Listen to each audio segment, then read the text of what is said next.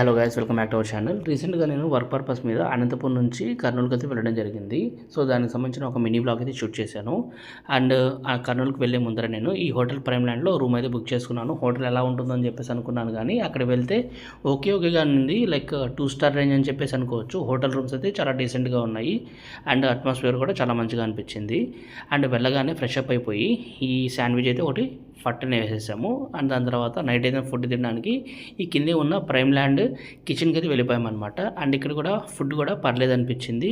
నేనైతే ఇక్కడ ఒక స్పెషల్ చికెన్ బిర్యానీ ఆర్డర్ ఇచ్చాను. అది తినేసిన తర్వాత అది నచ్చక మళ్ళీ దాని పక్కనే కెల్విన్ స్కేల్ అని చెప్పేసి అవుట్లెట్ ఉంది ఐస్ క్రీమ్ సంబంధించి.